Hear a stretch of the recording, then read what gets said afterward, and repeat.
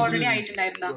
പക്ഷെ ഇവര് ആ സമയത്ത് വെച്ചിട്ടിരുന്നിട്ട് വളരെ ലാഗ് ചെയ്ത് പിന്നാലെ നടന്ന് അവസാനം വിട്ട് കഴിഞ്ഞപ്പോൾ ഇവര് എറർ പറഞ്ഞു. അതായത് സൈറ്റിൽ സോഫ്റ്റ്വെയറിൽ ഒരു എറർ വന്നിട്ട് ഇവരൊരു 6 മാസം അതുമേ നമ്മളെ നിർത്തി. അത് കഴിഞ്ഞിട്ട് ഒരു കോൺട്രാക്ടർ ഇത് എടുത്തു ടെൻഡറിൽ വെച്ചിട്ട് BMBCയുടെ. ആ കോൺട്രാക്ടർ എടുത്തതിന് ശേഷം ഈ റേറ്റ് റിവൈസ് ചെയ്തു കഴിഞ്ഞപ്പോൾ കോൺട്രാക്ടർ പറഞ്ഞു പഴയ റേറ്റിൽ ഞാൻ ചെയ്യില്ല എന്ന് പറഞ്ഞു.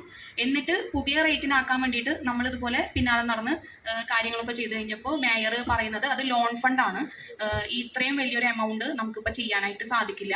ഇപ്പോൾ ഇവരെ കൊണ്ട് ഞാൻ അസോസിയേഷൻ്റെ ആൾക്കാരെ കൊണ്ട് മേയറെ പോയി കണ്ടിരുന്നു. മേയർ വളരെ ധാർഷ്ട്യത്തോട് കൂടിയിട്ട് തന്നെയാണ് പറഞ്ഞത്.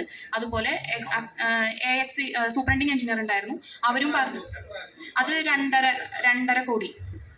അപ്പോൾ അത് ബാങ്കോക്ക് ജംഗ്ഷൻ വരെയായിരുന്നു. അത് കഴിഞ്ഞ് ഇത് നടക്കില്ല എന്ന് ഇവർ രണ്ടുപേരും ഉദ്യോഗസ്ഥരൊക്കെ പറഞ്ഞു കഴിഞ്ഞപ്പോൾ ഞാൻ എന്ത് ചെയ്തു എന്ന് വെച്ച് കഴിഞ്ഞാൽ ഈ കളക്ടറൊക്കെ പോയി കണ്ടിരുന്നു. കളക്ടർക്ക് പക്ഷേ ഇത് ഓർഡർ ചെയ്യാനേ പറയാൻ പറ്റുള്ളൂ, കാരണം അദ്ദേഹത്തിന് ഫണ്ട് അനുവദിക്കാനൊന്നും സാധിക്കില്ലല്ലോ. അപ്പോൾ അദ്ദേഹത്തിൻ്റെ നിസ്സഹായാവസ്ഥ പറഞ്ഞു. അപ്പോൾ ഞാൻ എന്ത് ചെയ്തു എന്ന് വെച്ച് കഴിഞ്ഞാൽ എൻ്റെ ഡിവിഷനിൽ വരാൻ പോകുന്ന പ്രൊജക്റ്റ് ഉണ്ടായിരുന്ന 2 എണ്ണം അത്ര അടിയന്തരമല്ലാത്തത് ഞാനത് ഒഴിവാക്കിയിട്ട് അവിടെ ഞാൻ ഉദ്യാനകറിൻ്റെ റീടാറിങ്ങിന് കൊടുത്തു. അത് മേയർ അങ്ങനെ പെട്ടെന്ന് അറിഞ്ഞിട്ടുണ്ടായിരുന്നില്ല.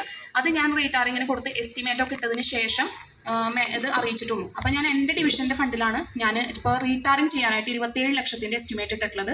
അതിൻ്റെയാണ് ഇപ്പോൾ TS ആക്കിയിട്ടുള്ളത്. അപ്പോൾ റീടാറിങ് ചെയ്യാനായിട്ട് വേറെ പ്രശ്നം വരില്ലല്ലോ, കാരണം അദ്ദേഹത്തിൻ്റെ എന്താ പറയുക വേറെ പ്രൊജക്റ്റോ BMBC ഫണ്ടോ ഒന്നുമല്ല, ഡിവിഷൻ ഫണ്ടിൽ നിന്നാണ് ചെയ്യുന്നത്. അപ്പോൾ അത് ഇപ്പോൾ ചെയ്തു തരാനായിട്ട് അവർ വേറെ നിവൃത്തിയില്ലാതെ പറഞ്ഞിട്ടുണ്ട്.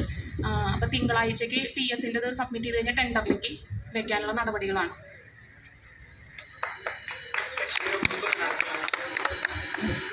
അവർക്ക് എന്നെ എങ്ങനെ വേണമെങ്കിലും ദ്രോഹിക്കാം, അതുകൊണ്ട് അവർക്ക് എന്നെ എങ്ങനെ വേണമെങ്കിലും ദ്രോഹിക്കാം. പക്ഷെ ഞാൻ മാക്സിമം പിന്നാലെ നിൽക്കുന്നുണ്ട്. പിന്നെ സാർ MLA ഇതിലൊരു തരത്തിലും ഇടപെട്ടിട്ടില്ല.